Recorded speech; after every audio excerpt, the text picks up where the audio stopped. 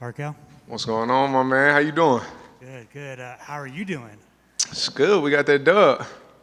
It's been a few minutes after your fight, man. How are you feeling physically? My hands are a little messed up, but that's like a common theme through my career. I think I hit too hard for these brittle hands, man. I mean, what was the game plan going into that fight? I mean, I think everyone kind of planned like it was just gonna be a banger fight. Like, Yeah. it was an intense ass stare down yesterday. Like, what was it? I don't know. I just know, man. That kid, I mean, he's tough, but he talks a lot. All of his interviews, he's like, "I'm gonna walk him down. I'm gonna beat him down." So, I knew what he was coming with. My game is a little bit more finesse. I think my nerves got high in that first round, but made adjustments in that second and third, and then went out and did what we had to do. What was the game plan coming into the fight? Just keep him at range strike. I knew I could outstrike him. It was just a matter of me staying on top of my range control because he does a lot of short bursts. He's a very like methodical short burst guy, which I knew that coming in. So that was I didn't know if he wanted to just try to walk down and bang like he did with Nazarat, but I knew if I hit him a couple times, he wasn't gonna be doing that for long. You know. With all that being said, how did you feel about your performance? My performance was good. Like I said, that first round it was a little overzealous, and it's that first fight, right? You know, you get a little bit of nerves. I honestly was talking so much shit to Jonathan and all those dudes. Cause like, oh, you're gonna get nervous. I'm like, me, I don't ever get nervous. And then fight gets going. It wasn't necessarily that I was nervous, but I wanted to get to him so bad. I wanted to knock him out so bad that I overcompensated in the second and third round. It's like, okay, we here, tone it down a little bit. You got your first win in the UFC. Right. After, trying to get here for a minute. How does that feel? It's good. It's good. I was just talking to all my coaches. This is my sixth fight in like 11 months. So I'm taking a little break after this one, getting some training in. But that win is it's one of the best feelings in the world. It's like chasing a drug high, for sure. So you say you're taking a little bit off. When would you like to return? I mean, I don't want to get too crazy. I would say like another 4 or 5 months, something like that. Nothing. I'm not trying to take a whole year off, but I do want to take a little bit of time, spend with the fam. Obviously, you're back at the Apex. Are you trying to get out in front of a crowd for your next fight? Man, get me in front of a crowd. Get me in T-Mobile. Get me in an arena. I don't care what it is. Just don't bring me back to the Apex. Get me in front of a crowd, and then I'll really show out. The capital Q in your name, is that your choice? Nah, I got that at birth.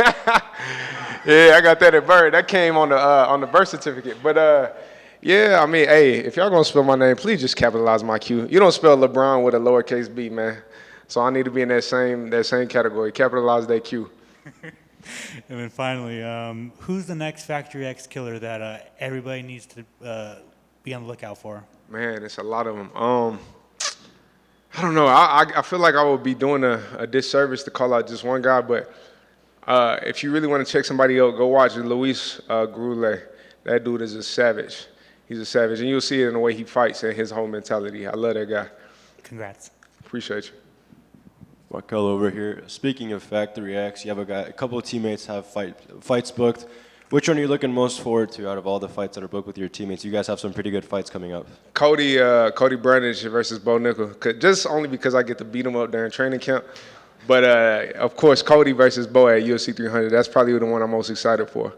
And you mentioned there the T-Mobile Arena is one of the fights you'd like to go out and fight in front of. Is there another arena maybe that's on your bucket list to go fight? Man, if we can, they don't ever do arenas in Dallas, but if we could do somewhere in Dallas or even get on that, because they go to Houston a lot, I'll go fight in Houston for sure. Anywhere in Texas would be dope. And obviously, your guys' division is loaded with talent from top to bottom. Is there a specific name that you want now or maybe just later in your career? I didn't think too far past that, so no specific names, but whoever they give me, we'll figure it out real soon. Awesome. Congrats on the win. Appreciate you. Congrats on the win, my man. Like you mentioned with Alex, just getting that first UFC W. What have we missed ever since your journey with Contender Series to here? Because cameras haven't been on you as much. But any gem you could hit us with? A lot of babies. I just had my second child this past Monday this week. Congratulations. So yeah, we definitely gonna start strapping up a little bit more. How is it like to balance that out, being a father now, which is obviously comes first now? Okay. And, the schedule and all that. Right. I think this is something that I kind of tell everybody, like, being a man, there's no better feeling than coming home and putting food on the table. My fiance, she takes care of the home, and her not having to work and being able to take care of my kids, which is not common nowadays. You get a lot of kids who they're being taken care of by daycares or nannies and stuff. No disrespect to those parents, but I never wanted that.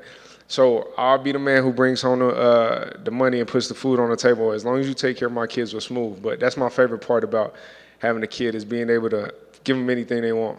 How amazing will it be one day when they're older and you guys can sit there and watch your fights? It's gonna be good. It's gonna be good. I might have to beat up my son a little bit, but he can watch them too. You know he's not going to come out of pocket if dad is a UFC fighter. So. You never know nowadays.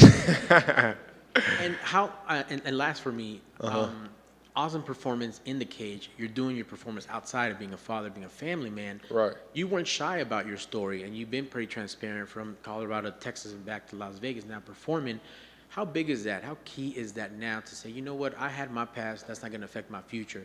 You guys are good now because I'm going to go ahead and make sure this is right. Right. I think your past sometimes predicts your future. Like I don't like to look too far in it because all we have is now, right? Sometimes people are like, oh, tomorrow. There is no tomorrow. All there is right now. But you can't look back on the past, and that is how I became the man I am today through those trials and tribulations. So, I mean, you got to go through it to get to it, and that's what I've done. I've done that. That's what's up, man. Congrats on that win. The fight really sizzled in the last few seconds of round 3. That's what I was hoping for. We wanted that fight of the night banger, but it was still awesome that you could keep everything cool and be a calculated killer, not just go. Right. And if you felt that way, tell Dana and Sean that too. I need that extra $50K. I know, my man. Congrats on the win.